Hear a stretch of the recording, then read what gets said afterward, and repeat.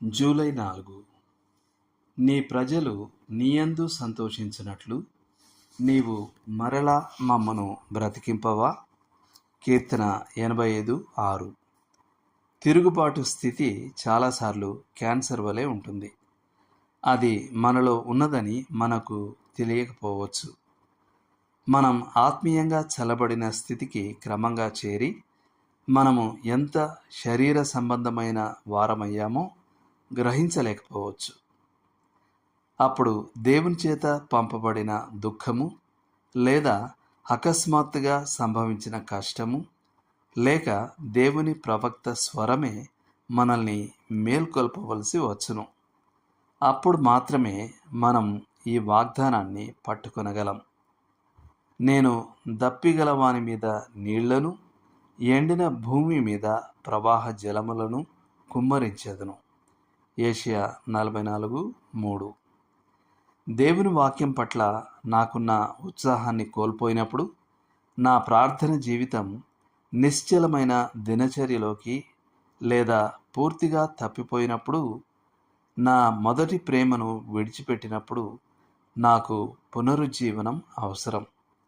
స్థానిక సహవాస సమావేశాలలో కంటే టీవీ కార్యక్రమాలపై నాకు ఎక్కువ ఆసక్తి ఉన్నప్పుడు, నేను పనికి సమయానికి వెళ్ళి సమావేశాలకు ఆలస్యంగా వచ్చినప్పుడు, నేను నా ఉద్యోగంలో క్రమంగా ఉన్నప్పటికీ సంఘంలో నిశ్చలంగా ఉన్నప్పుడు నాకు దేవుని తాకిడి అవసరం.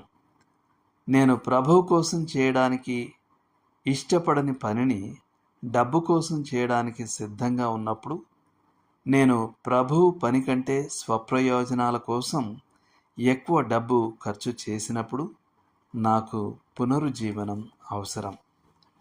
మనం పగ, ఆగ్రహం, తీవ్రమైన భావాలను కలిగి ఉన్నప్పుడు మనకు పునరుజ్జీవం అవసరం. మనం నిందలు మరియు చెడు అలవాట్లకు పాల్పడినప్పుడు, మనం చేసిన తప్పులను ఒప్పుకోవడానికి లేదా ఇతరులు తమ తప్పులను మనతో ఒప్పుకున్నప్పుడు క్షమించడానికి ఇష్టపడినప్పుడు, ఇంట్లో పిల్లలు పోరాడినప్పుడు మనకు పునరుజ్జీవనం అవసరం. ఆపై అన్నీ మంచిగా మరియు తేలికైనట్లుగా సమావేశాలలో కనిపిస్తాయి. మన మాటల్లో, మన నడకలో, మన మొత్తం జీవన శైలిలో మనం ప్రపంచానికి అనుగుణంగా మారినప్పుడు మనం పునరుజ్జీవం పొందాలి. సొదొమ చేసిన దోషమేదనగా దానికిని దాని కుమార్తెలకును కలిగిన గర్వమును, ఆహార సమృద్ధియు, నిర్విచారమైన సుఖస్థితియు ననున్నదియే. యెహెజ్కేలు 16:49. మన తిరుగుబాటు స్థితిని మరియు ఆత్మీయ స్థితిని మనం గ్రహించిన వెంటనే 2వ దినవృత్తాంతాలు 7:14లోని వాగ్దానాన్ని మనం జ్ఞాపకం చేసుకోవచ్చు. నా పేరు పెట్టబడిన నా జనులు తమ్ము తాము తగ్గించుకొని ప్రార్థన చేసి నన్ను వెదకి తమ చెడు మార్గములను విడిచిన ఎడల, ఆకాశం నుండి నేను వారి ప్రార్థనను విని వారి పాపమును క్షమించి వారి దేశమును స్వస్థపరచుదును. పాపమును ఒప్పుకొనుటయే నిత్య జీవమునకు మార్గం.